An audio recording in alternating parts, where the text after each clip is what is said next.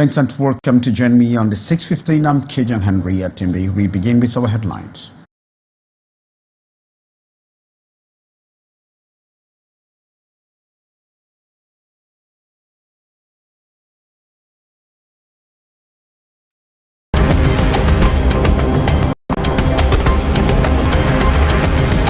Tension and fear grip Bamenda once again as armed violence resurfaces. At least 2 people have been killed and several others injured.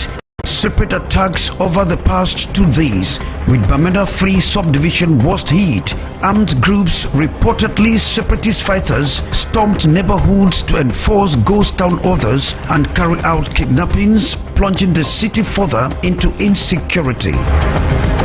With growing rates of separation and divorce in Cameroon, concern over the vulnerability of women gaining attention. In response, a major conference held in Douala on June 17, organized by Dutch Wells and Sweet FM, brought together women, lawyers and civil society actors to tackle the emotional, legal and societal impacts of divorce and to empower women towards lasting solutions.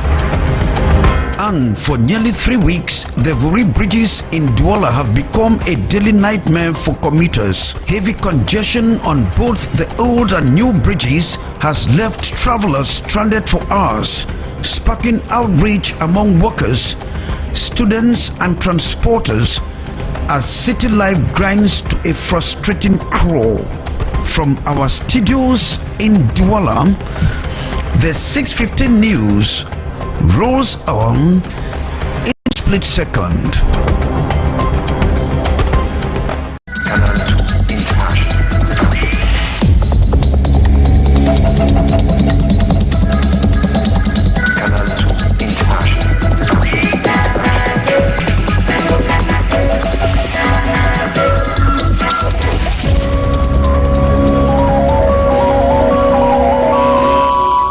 Welcome to join me. I'm Kejang Henry at Timbe. Our respective platforms are open for consultation on Canal International.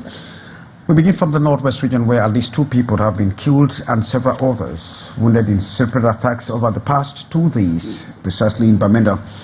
With Bamenda 3 subdivision worst hit by the attacks, armed groups, reportedly separatist fighters, stormed neighborhoods to enforce the ghost town orders and carry out kidnappings. This has further plunged the city into insecurity. Sheriff Asale reports with curls from our Northwest Chief Correspondent, Annie Collins. It was yet another sad beginning of the week in Bamenda. On Sunday evening, gunmen in firing warning and deterring shots in a bid to kidnap a bar owner at Catholic Church Junction at Manda in Quen instead shot and killed the customer of another shop across the road. The victim, Pen Collins, a microfinance employee, was bustling with life that Sunday morning while in church.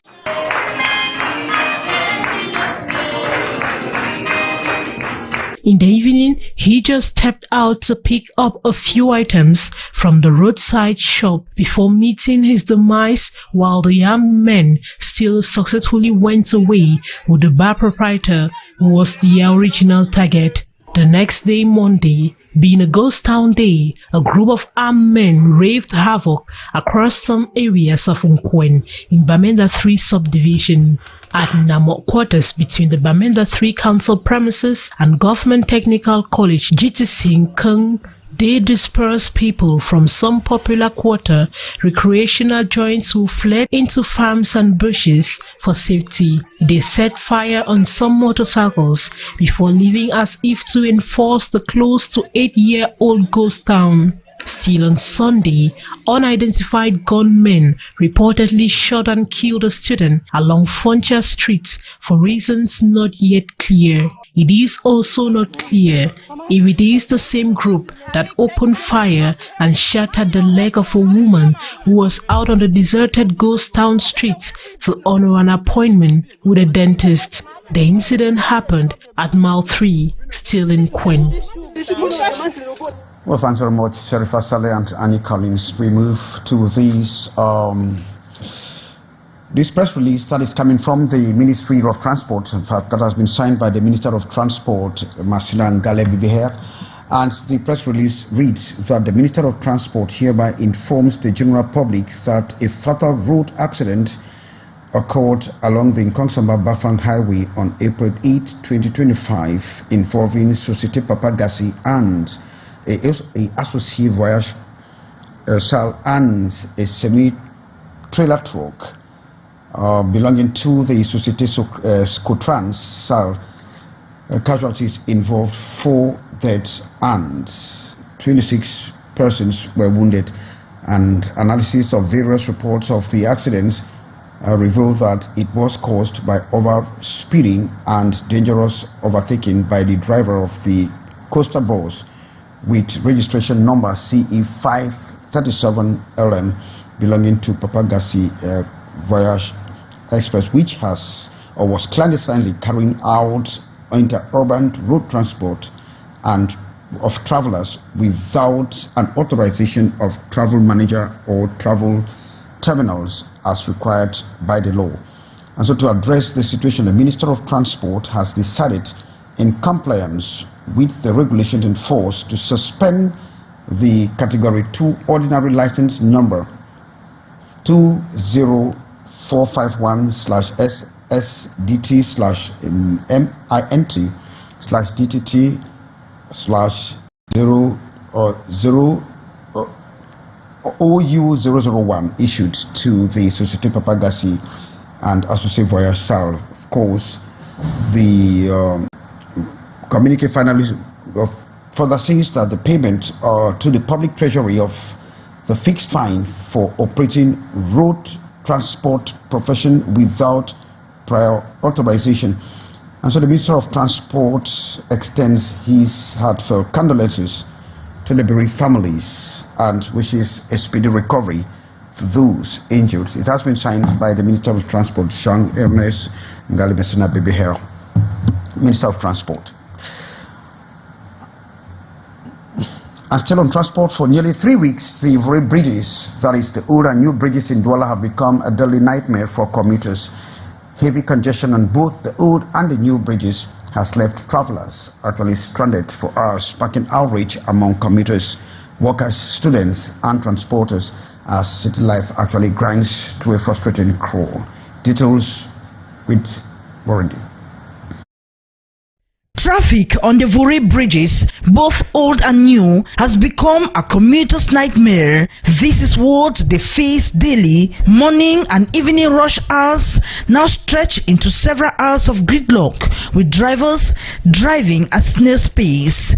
It's been a long struggle. I left home at 6 a.m. for work, and it's already 11 a.m. I'm still stuck in traffic. It's unbearable. At the heart of the chaos is the deteriorating state of access roads and ongoing rehabilitation work. On the stretch leading to the Sandaga market, partial road closures due to repairs have significantly reduced traffic flow. Although the construction works are nearing completion, the problems persist, and with the rainy season setting in, concerns are growing. This kind of road work should be done at night when traffic is lighter. Unfortunately, the streets lack lighting. They don't consider the suffering of the people. Across both bridges, the scene is grim. At the roundabout near the old bridge, stagnant water has become a permanent feature, creating an additional hazard. Drivers hesitate to venture into the flooded section for fear of getting stuck. Even motorbike riders, often able to maneuver through tight spaces, are now forced to ride on pedestrian walkways just to get by. We are very uncomfortable. Passengers get angry due to the long delays. That stagnant water spot on the old bridge needs repair. We sometimes take the wrong lane out of desperation. But please block us. It's risky. We are suffering. Why am I going to take wrong lane, you fool? Local journalist Thierry Nyobert recalls public declarations made by the head of state 12 years ago regarding the restructuring of the old bridge to better accommodate both motorcycles and pedestrians. Years later, there is still no visible improvement. Le pont en lui-même n'a pas de problème. The old bridge itself is not the issue except for the damaged rails causing deadly accidents. The real problem is the access route which remains in poor condition. Tout en cette période de saison pluvieuse. Without urgent action, the Wouri bridges risk becoming permanent choke points, holding back the city's mobility and economic pulse. And the rehabilitation works have been launched on degrading or degraded and secondary roads in Yaounde, that is in the capital city, and the recently launched projects have come to ease circulation and reduce traffic congestion. Ate Bonaventure tells us more.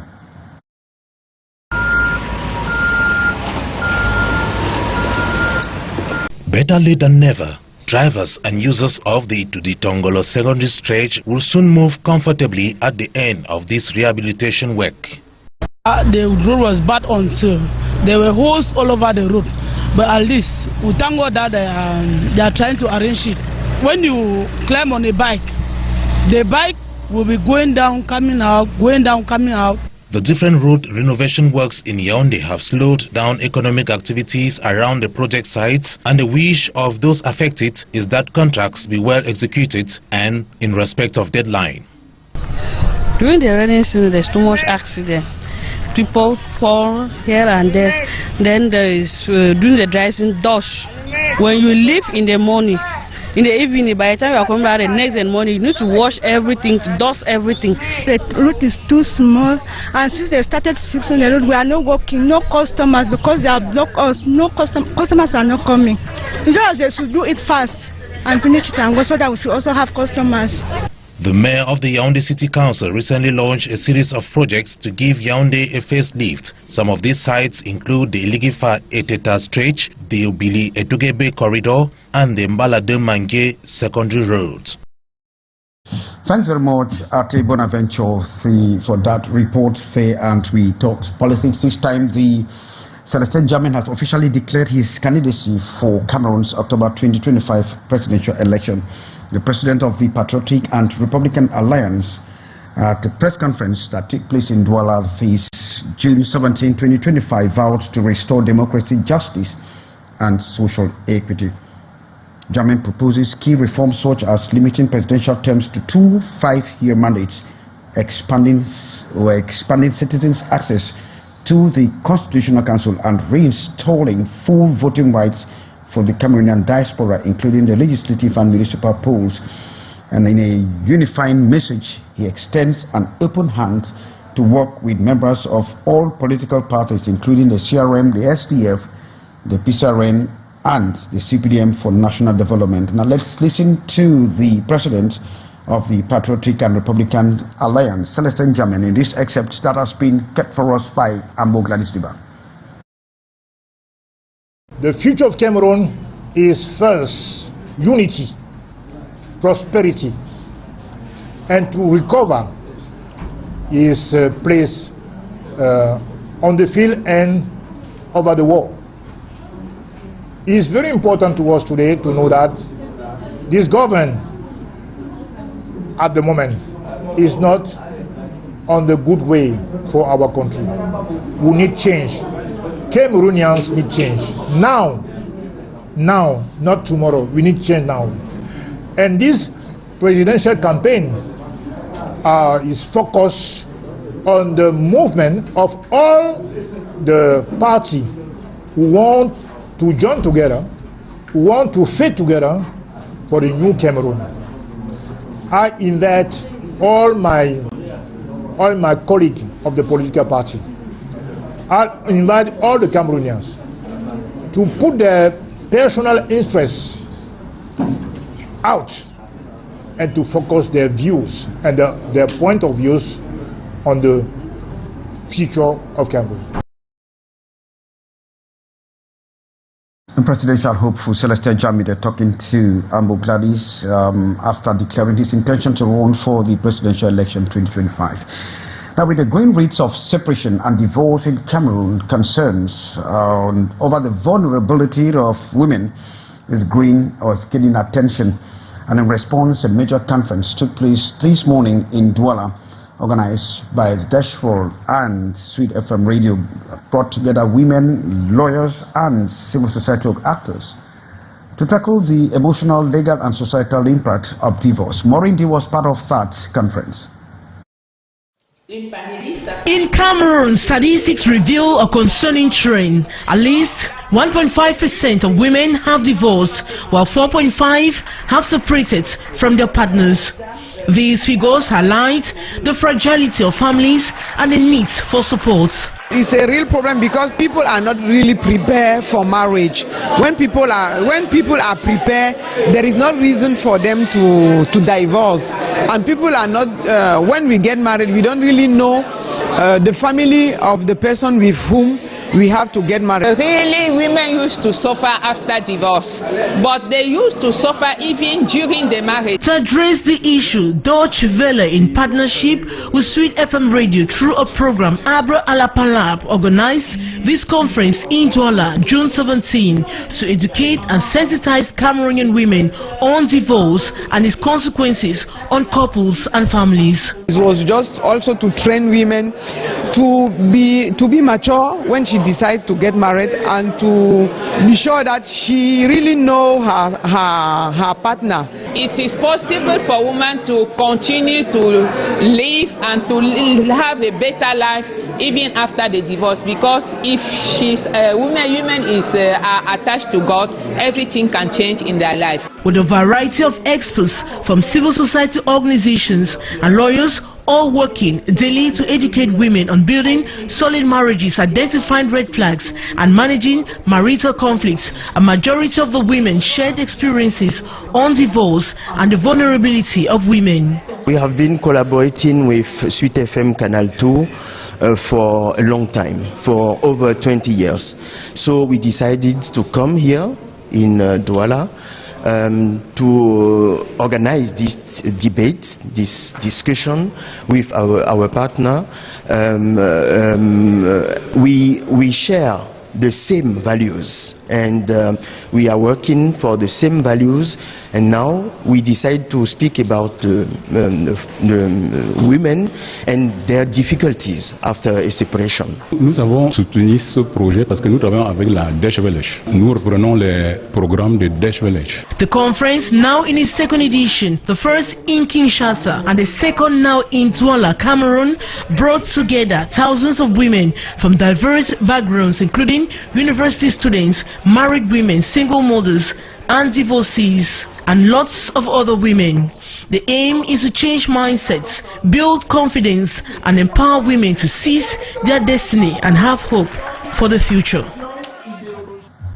Thanks very much, Maureen T. We move into the households, where the Douala households now can have something to smile over, as okra, one time very costly in markets, has actually observed a drastically reduced cost, and so the ongoing harvest season has triggered a boom in the market. Sherifa Saleh visited the market. Okra, known locally as a staple in many traditional dishes, is now selling at a fraction of its previous cost. According to vendors, quantities of okra that were previously sold for as much as 40 to 45,000 CFA francs are now available for just 6,000 francs. This significant price reduction is attributed to a current harvest season which has flooded markets across the city with fresh produce. Aujourd'hui, j'ai acheté le sac à 6 000. Avant, cette partait jusqu'à 50 000. For many Douala residents, the drop in price has come as a relief. Shoppers are taking full advantage of the season's bounty to prepare their favorite meals. J'aime ça plus que la sauce simple, la sauce avec la tomate.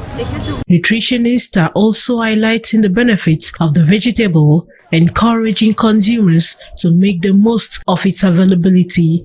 Okra is helpful in the treatment of diabetes, high level of cholesterol, vaginal dryness, It's also a good meal for pregnant women and also for people who just want to strengthen their immune system. Okra is rich in fibers, and fibers are necessary for a good digestion and to keep the colon clean and in a good state. Okra is also rich in vitamin C, vitamin B, and of course magnesium. Whether cooked, macerated, or in a smoothie form is all good. It's true that when fighting diabetes, maceration is the best option. As the okra season continues, vendors expect the affordable price to hold, allowing more families to enjoy these nutritious and versatile vegetables.